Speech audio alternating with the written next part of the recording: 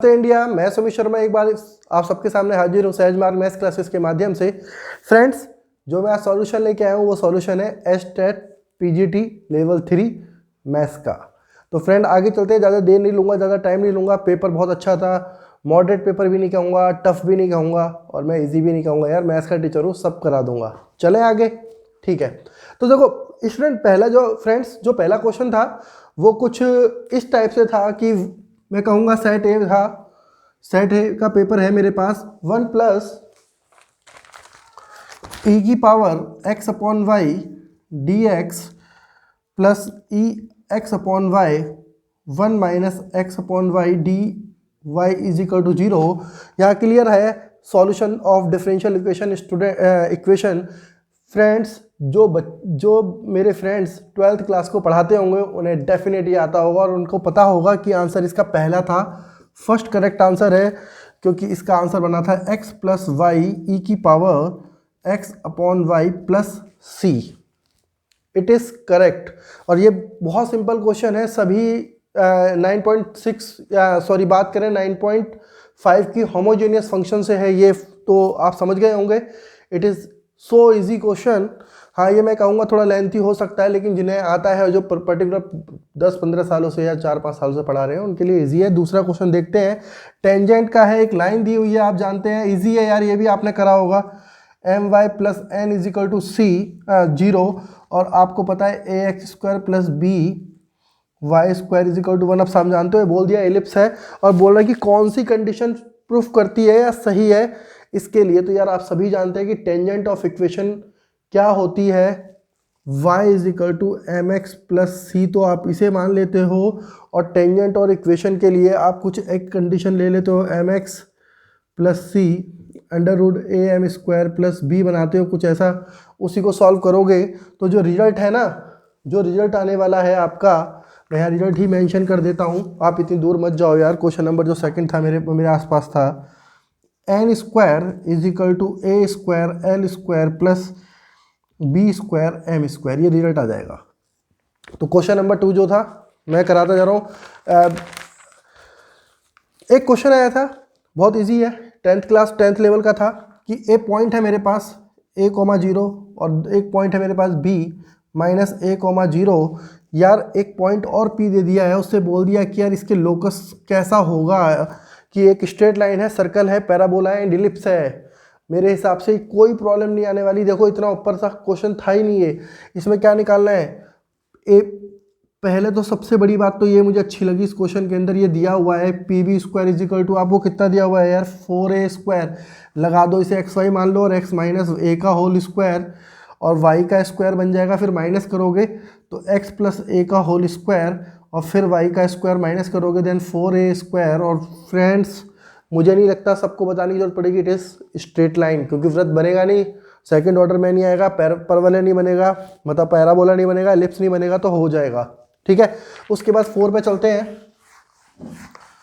देखो यार आप सबके लिए ना, मैं अभी बाहर से आया हूँ और बहुत 200 किलोमीटर की डिस्टेंस कवर करके आया हूँ, तुरंत लग गया हूँ कि यार जो फ्रेंड्स जाते अभी देखेंगे ना, वो भी बेचारे घर पहुँचने वाले होंगे। यार पीजी, पता है ना आपको कि पीजीटी का पेपर था लेवल 3 टेट, और भैया बहुत सारे टीचर एक साथ देखने को मिलते हैं ऐसी चीज़ों में, तो सभी टीचर वेट भी कर रहे होंगे कि आंसर की आने वाली है। वैसे तो मुझे नहीं लगता कि आपको आंसर की ज़रूरत पड़ने वाली है, लेकिन फिर भी हम सब जानते हैं कि आंसर की मिला के हम थोड़ा सा, मैं भी कभी कभी जब कोई एग्ज़ाम दे के जाता हूँ ना, तो जीके वगैरह की जो आंसर की है ना, मिलाता हूँ आते ही। तो एक मतलब बना होता है यार कि जब हम एज ए स्टूडेंट हैं तो फिर स्टूडेंट से ही काम कर रहे हैं, है ना। और फिर ये बात करें तो x माइनस 1 का whole square, x square plus 1 का। और यार इतना इजी क्वेश्चन, मैं तो कह रहा हूँ इस बार 12th में आ जाएगा, बहुत बेस्ट क्वेश्चन है ये। तो देखो समझ गए होगे आप, कुछ ऐसा लिखा हुआ है ये, तो मैं इसे ऐसे लिख लूँगा, ज़्यादा इजी ये है। और मेरे हिसाब से आप जानते हैं इसे क्या करना है, सेपरेट कर लें तो हमारा काम इजी हो जाता है।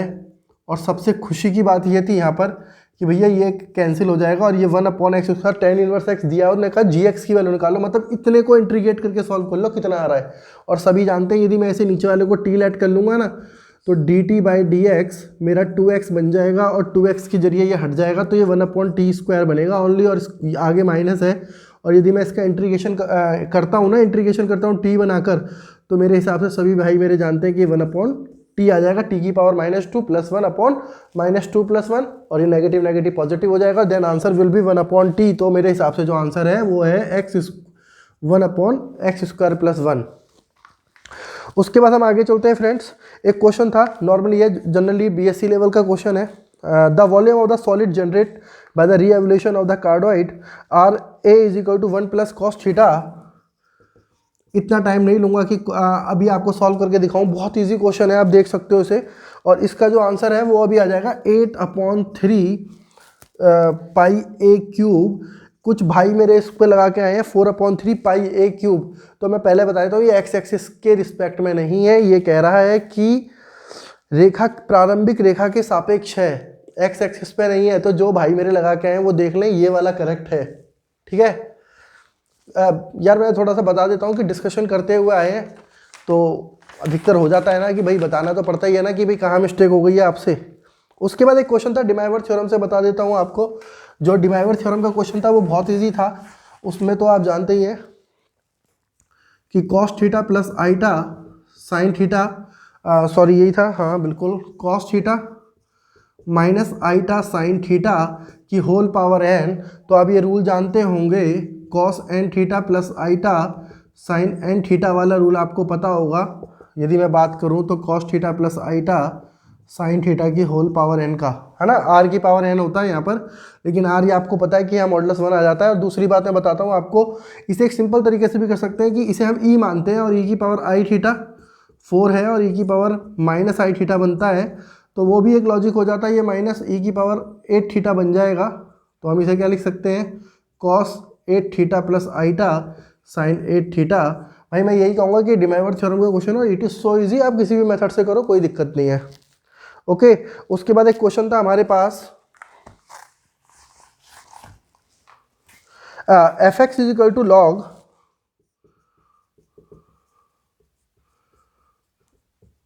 1 + x²। तो सर इसका इन्वर्स पूछ लिया था उन्होंने, तो भैया मैं यही कहूँगा कि इन्वर्स इसका इजी है, आप थोड़ा सा करके देख सकते हो, वैसे बिल्कुल टफ नहीं है। y मानते हो आप इधर, और ये तो आप समझ ही गए होंगे, x + √1 + x², और आपने इस log को ई वाई बना लिया और इस x को आप इधर ले गए, जिसकी वजह से ये काफ़ी ईजी हो जाएगा। और मैं यहाँ यही कहूँगा कि आप स्क्वायरिंग द बोथ साइड कर दो, तो e की power 2y plus x² minus 2x e की power y is equal to 1 + x²। तो ये कैंसिल हो गया हमारा, और ये बन जाएगा हमारा e की power 2y minus 1 upon e की पावर y 2, और ये हमारा हो जाएगा x। समझ गए, y मान के करते हैं यार, 12th क्लास का क्वेश्चन है कायदे से देखा जाए तो, है ना। थोड़ा सा ऑर्डर बढ़ा दिया उसका लॉग में कन्वर्ट करके। अब e की पावर y कॉमन ले लें, तो e की पावर y माइनस e की पावर माइनस y अपॉन 2 बन जाएगा, तो e की पावर y कैंसिल हो गया। तो मैं कहूँगा x, और फिर हमें आंसर फाइनली देना होता है x की टर्म में, तो then answer will be e की पावर x माइनस e की पावर माइनस x अपॉन 2। तो मैं आपको बता दूं ये कहाँ से है, इनवर्स फंक्शन, जो रिलेशन फंक्शन की एक्सरसाइज होती है 12 चैप्टर, आप में मान लीजिए 12th क्लास की क्वेश्चन है, इनवर्स फंक्शन। ओके, अब आगे चलते हैं। एक क्वेश्चन आया था यूनिट वेक्टर परपेंडिकुलर, यार बहुत इजी क्वेश्चन है, उसके बारे में क्या बताऊँ आपको, वेक्टर से उठा के दे दिया सीधे क्वेश्चन, बट डिजिट चेंज है। बट जो बच्चे जो फ्रेंड मेरे एनसीईआरटी पढ़ा रहे हैं ना, या मैं कहूँगा 12th क्लास को पढ़ा रहे हैं, उनको तो कुछ समझ में नहीं आया होगा कि यार बच्चों को पढ़ाएं या हम खुद कर लें, बिल्कुल ऐसा हिसाब किताब हो गया होगा सबके साथ। तो 2i minus j plus k, और उसके बाद हम बात करें तो 3i plus 4j minus k। तो फिर भैया आप जानते हो ना, a क्रॉस b निकालना पड़ेगा यूनिट वेक्टर परपेंडिकुलर के लिए, तो i j k जो भी आ जाए, और 2 -1 1 3 4 -1, और मैं कहूँगा इसका जो आ जाएगा माइनस का 3i plus 5j plus 11k। और आप सब जानते हो उसका यूनिट वेक्टर निकालना था, तो यूनिट वेक्टर क्या होता है, इसको मैं c वेक्टर मान लेता हूँ, तो c cap is equal to c vector upon magnitude of c। तो फटाफट से आप जानते हो यार क्या करना है, राइट, समझ गए होगे। 121 इसका आ जाएगा, 25 इसका आ जाएगा, 9 इसका आ जाएगा, तो 25 और 9 आपका 34, 34 और 121 आप जोड़ लोगे तो रूट 155 आ जाएगा, रूट 155 आ जाएगा। तो ये मेरे हिसाब से ये क्वेश्चन भी आपका क्लियर हो गया होगा। अब आगे चलते हैं, प्रोबेबिलिटी का एक क्वेश्चन था, बिल्कुल आप समझ गए होंगे प्रोबेबिलिटी का, कितना प्यारा क्वेश्चन उन्होंने दिया, और उन्होंने बोल दिया यार ये करना है, ये निकालो, ये करके दिखाओ आप, तो ये करके दिखाओ, होता है ना, वो कहता है ना हनी सिंह कि ये करके दिखाओ, ये इतना इजी क्वेश्चन दिया है इन्होंने, और आप समझ गए होंगे डी मॉर्गन्स लॉ की प्रॉपर्टी में लगा दूं तो भैया ये बन गया ये हमारा, समझ गए। उसके बाद इसे हम लिख सकते हैं पी ए इंटरसेक्शन बी, और भैया ये पी इंटरसेक्शन बी पता है कहाँ से आया है, जो आपको दिया है ना उसी से काम चला रहे हो आप कह रहे हो कि भैया इसका यूज़ कर, कहीं दूर नहीं जाना तुझे, तो इसका यूज़ कर और इससे बात करवा हमारी, और इससे इसकी इंटू कर दें तो हमारा आ जाएगा ये 0.4 into 0.5 1 minus 0.20, then answer will be 0.80। जिन भाइयों का आ गया वो सही है। दूसरा n is equal to MC2, इस पर भी कुछ भाई थे जो कह रहे थे कि कुछ और आ जाएगा आंसर, लेकिन मैं बता देता हूँ इसका आंसर बहुत ईजी है। जो इसका फोर्थ वाला ऑप्शन दिया हुआ है ना, सॉल्व कर लेना यार, इक्वल रख के कोई दिक्कत नहीं है, बहुत ईजी क्वेश्चन है ये भी। और इसमें ये पूछा था कि सर NC2 किसके इक्वल होगा, बिल्कुल जायज़ है, ठीक। तो ये था 3m+1c4 के इक्वल हो जाएगा।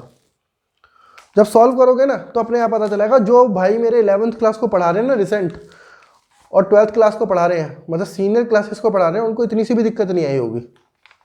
मैं मान लो कि थोड़ा BSc का जब नहीं पढ़ाते तो टच नहीं रहता है, ठीक, लेकिन हाँ फिर भी जो भाई पढ़ा रहे हैं ना उनको बिल्कुल दिक्कत नहीं आने वाली। यार बोर्ड गंदा है, अभी थोड़ा सा साफ नहीं करूँगा, जल्दबाजी में थोड़ा बता रहा हूँ ताकि जो भाई परेशान हो रहे हैं ना मेरे, वो परेशान ना हो, ठीक है। उसके बाद हम चलते हैं, दो बिंदु दिए हुए हैं, समझ गए होगे, पोजीशन वेक्टर दिया हुआ है, वर्क डन की बात कर रहा है। तो भैया किया गया कार्य वर्क डन जो है ना, आप जानते हैं स्केलर क्वांटिटी होती है, then W is equal to F into S या F इंटू D। अब ये D कहाँ से लाएंगे, डिस्प्लेसमेंट होता है सारी कहानी, तो यही होती है ना, डिस्टेंस बोल देते हो। तो work done position vector of B minus position vector of A बनेगा आपका क्या, AB, ठीक। तो आपका F हो गया आपका 3i plus 2j minus 2k, और आपका जो D आया ना AB, मैंने कहा ना D जो है हमारा AB वेक्टर है, तो आप समझ गए बीB माइनस ए, तो 3 में से -2 जाएगा तो आपको पता है कितना आएगा, 5 आई आ जाएगा। फिर 7 में से 5 घटाओगे तो 2 आ जाएगा, और फिर आप 2k में से 7 घटाओगे तो माइनस का 5k आ जाएगा। और भाई 5 3 जा 15 प्लस 4 और प्लस का 10, और भैया आंसर साफ दिखाई दे रहा है 29 इकाई। और वैसे भी यार जानते हो वर्क डन जूल में आता है, वैसे इकाई लिखा हुआ है, कोई परेशानी वाली बात नहीं है। आगे चल रहे हैं, एक क्वेश्चन और था, द सिस्टम ऑफ इक्वेशन, यार ये इजी है, मैट्रिक्स का क्वेश्चन है, लेकिन मैट्रिक्स वाला कुछ काम नहीं है। वो कह रहा है यूनिक सॉल्यूशन होगा, कब होगा, तो भैया सब समझ गए होंगे, इसमें लैंग्वेज ही ऐसी दी है, -2x + y + z = m, बिना देखे लिख दूंगा इस क्वेश्चन को, तो आपको मैं बता रहा हूँ x - 2y + z = b, और आप समझ गए होंगे अब मैं क्या लिखूंगा, x + y - 2z = c, ठीक। तो अब यहाँ पे कह रहा है कि भैया यूनिक सॉल्यूशन होगा। यूनिक सॉल्यूशन क्यों होगा, क्योंकि यदि मैं इन सबको जोड़ दूं ना, इन सबको जोड़ दूं तो वैसे भी 0 आ रहा है, आप देख लो 2x 2x 2x, तो ये कैंसिल हो गया, y ये कैंसिल हो गया, ये कैंसिल हो गया, ज़्यादा सोचने की जरूरत ही नहीं है, लो खत्म कहानी। क्यों परेशान हो रहे हो, कोई कहे थोड़ी ना परेशान होने के लिए, आप खुद हो रहे हो, ठीक। तो परेशान होने की जरूरत नहीं है बिल्कुल यहाँ पर। उसके बाद एक क्वेश्चन था हमारे पास लिमिट का, यार उस पर ज़्यादा दुखी नहीं करूँगा, बच्चे थोड़ा बहुत तो वेट करा ही होगा उन्होंने। Limit n to infinite 1/n 2n r = 1, कुछ ऐसा था, है ना। तो भैया समझ गए होगा, इसमें कुछ नहीं करना है, n को पहले कॉमन ले लेना है, तो ये r/n बन जाएगा, और उसके बाद इसका वैल्यूज पुट करते तो ये जो भी बन जाता है, मैं आपको इसका डायरेक्ट आंसर बता देता हूँ। इसका आंसर मेरे हिसाब से जो होता है √5 - 1 आना चाहिए, इसका ऑप्शन जो है वो 3 वाला करेक्ट हो जाना चाहिए, ठीक है। आगे चलें। A man is known to speak truth 3 out of 4 time. He throw a die and the report that it is a 6. Find the probability that it is actually a 6. यार याद होगा, आप सीधे जाओगे ना, 2 जगह मिलेगा ये क्वेश्चन आपको, बिल्कुल डिक्टो ऐसा ही क्वेश्चन मिलेगा NCERT का बैच थ्योरम से पहले जो एग्जाम्पल है ना, सबसे लास्ट का एग्जाम्पल है। और यदि आप एक्सरसाइज पे जाओगे तो डिक्टो यही क्वेश्चन मिल जाएगा आपको, जो उसका मल्टीपल चॉइस क्वेश्चन है। तो भैया समझ गए होंगे, 6 आता है तो सच बोलता है, तो मेरे हिसाब से कोई दिक्कत नहीं होने वाली भाइयों को। PE1 हमारा 1/6, PE2 हमारा बोलो यार 5/6, और यदि ये सिचुएशन आती है तो वो क्या करता है, सच बोलता है, और ये सिचुएशन आती है तो वो सच नहीं बोलेगा, मतलब कि वो झूठ बोलेगा, है ना, पकड़ा जाएगा फिर। और उसके बाद आपको बताना है कि find the probability it is actually 6, तो देन PE1/A1 आपको निकालना है। तो मेरे हिसाब से सभी भाइयों को फॉर्मूला, यार सभी टीचर हो, है ना, तो बस मैं तो केवल मिलवा रहा हूँ आपसे, कहते हैं ना कि घर आके मिलाते हैं, तो वो काम मैं करवा रहा हूँ। आप कहाँ ढूंढोगे क्वेश्चंस को, वो काम कर रहे हैं हम तो 1/6 इंटू 3/4 और 1/6 इंटू 3/4 प्लस 5/6 इंटू 1/4। सभी भाई सब चालाक हैं यार, इतना तो सभी जानते हैं। 3/24 नहीं करूँगा मैं ज़्यादा, और यहाँ पे 8/24 भी नहीं करूँगा, ये कैंसिल कर दूंगा डायरेक्ट, है ना। तो मेरे हिसाब से 3/8 आ जाएगा। यार एक क्वेश्चन आया था पेपर में और दिल खुश कर दिया इनने मेरा, आपको बताऊं। देखा ना मेरे जैसी क्वेश्चन, मैंने यार ये क्वेश्चन दे रहे हैं 1 प्लस आइटा की होल पावर है ना, और इसका रियल पार्ट पूछ रहा है। ये रियल पार्ट जानते हो ना। सबसे पहले सीधा सा इसका वो निकाल लो ना, क्या बोलते हैं, आर्गूमेंट। तो आर्गूमेंट निकालोगे tan theta is equal to ले लो, फर्स्ट पॉइंट में 45 आ जाएगा। ये मेरे हिसाब से जो थीटा है ना, इसका 1/1 ले लूंगा मैं tan थीटा, तो थीटा की वैल्यू π/4 आ गई। सॉरी। उसके बाद यदि हम बात करें √2, तो 2 की पावर n, मतलब √2 की पावर n तो आएगा ही आएगा। तो कॉस ये हमारा बन जाएगा n π/4 plus iota sine n π/4, ये बनना चाहिए ना। तो भैया रियल पार्ट पूछ रहा है, तो रियल पार्ट आप सब समझ गए होंगे। √2 की पावर n कॉस n π/4, इसे भी लिख के दिखाऊं क्या, 2 की पावर n/2 लिख लो, तो ये ऑप्शन 4 हो जाएगा, 2 की पावर n/2 कॉस n π/4। ठीक है, चले अब आगे। यार एक क्वेश्चन और सीधे सीधे एनसीईआरटी से उठा के दे दिया। जितना भी देखो एनसीईआरटी का सॉल्यूशन है ना, मैं पूरा एक वीडियो में बताता जा रहा हूँ आपको। सीधा सा बोल दूँ ना मैं, अब आप कहोगे कि सर बीच में से करा रहे हो, तो जितना भी एनसीईआरटी का जो बिल्कुल फिक्स है ना, वो तो मैं आपको यहीं करा दूंगा। ठीक, और आप समझ गए होंगे कि ये क्वेश्चन क्या है। क्वेश्चन मार्क मांग रहा है यहाँ पर बिल्कुल। यदि आप कॉम्प्लेक्स नंबर की मिसलेनियस पे जाएंगे ना, तो आई थिंक क्वेश्चन नंबर 11 यही होगा, 11-12 कोई एक क्वेश्चन में से होगा, 11-12 में से, है ना। आप देखोगे ना तो सेम डिक्टो यही क्वेश्चन है, वहाँ यू और वी में दिया होगा। तो भैया a plus iota b is equal to x plus iota y का क्यूब कर दो, और इसे लिख लो x³ minus iota y³ plus 3xy iota minus 3x, यहाँ स्क्वायर लगा दो और यहाँ स्क्वायर लगा दो, और भैया ख़त्म करो कहानी को। और x³ माइनस 3xy स्क्वायर, और आइटा यहाँ कॉमन ले लो, तो 3x² y माइनस y³। आप समझ गए होंगे आप सारे। यहाँ रियल और इमेजनरी को अलग अलग कर लो, तो मैं आपको बताता हूँ a/x plus b/y is equal to मेरा बन जाएगा 4x² माइनस y²। जितने भाई मेरे एनसीईआरटी पढ़ाते हैं या पढ़ रखी है, या अभी 12th को पढ़ा रहे हैं ना, रिसेंट 11-12 को, कॉम्प्लेक्स नंबर से है क्वेश्चन, सबका करेक्ट हो गया होगा। ठीक है, आगे चले। और यार ये विपरीत साइन वाला जो है ना, ये जो अपोजिट साइन वाला, ये इजी है, ये कराने की जरूरत नहीं है, आप सब जानते हो, बहुत इजी क्वेश्चन दे दिया इन्होंने, है ना। मैंने कहा ना अभी डिक्टो वो क्वेश्चन जितने भी आ रहे हैं ना इजी, वो तो मैं अभी खत्म करा दूंगा, क्योंकि सारे बच्चे उन्हीं पर डिपेंड कर रहे हैं, है ना। आगे चल रहे हैं, बहुत ईजी क्वेश्चन दे दिया। वेरिएबल सेपरेबल से y is equal to y² minus 1/x² minus 1। और भैया यदि समझ गए होगे ना, तो कुछ खास नहीं करना, ये बनेगी लाइन। अब मेरे हिसाब से अब आप सब समझ गए होंगे क्या करना है। Integration on the both side, तो भैया ये सेक इनवर्स y होता है, और ये सेक इनवर्स x होता है, और ये प्लस c होता है। इसे इधर लिया हो, sec inverse y minus sec inverse x is equal to c मैं लिखना चाहूँगा। और मैं ये भी नहीं लिखता, यदि ऑप्शंस पे जाऊँ तो कुछ और ही सोचूंगा।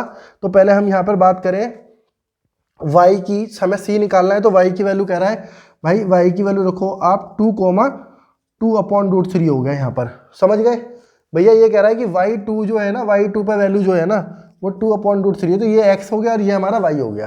ठीक, अब यहाँ वैल्यू पुट कर लो, sec inverse 2/√3 is equal to sec inverse 2 plus c। तो आप सेक इनवर्स 2 की वैल्यू सब जानते हैं, ये π/3 होता है, ये π/6 होता है, प्लस c की वैल्यू हो जाएगी माइनस का π/6। आप समझ गए, इधर लेके घटा दिया। अब इसे लिखना है हमें, sec inverse y is equal to sec inverse x minus का π/6। तो y की वैल्यू हो जाएगी सेक इनवर्स x माइनस का π/6। ओके, उसके बाद आगे चलते हैं। क्वेश्चन था आपके पास,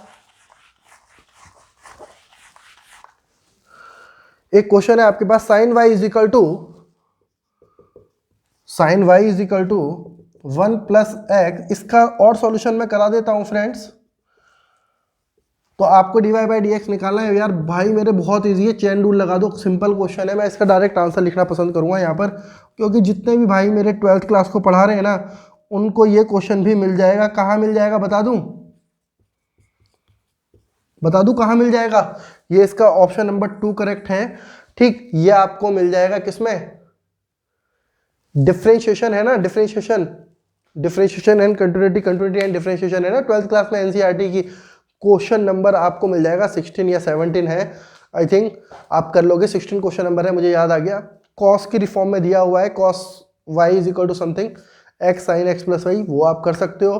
फ्रेंड्स मैं जल्दी ही पूरा सॉल्यूशन लेके हाजिर होऊंगा और थैंक यू वेरी मच।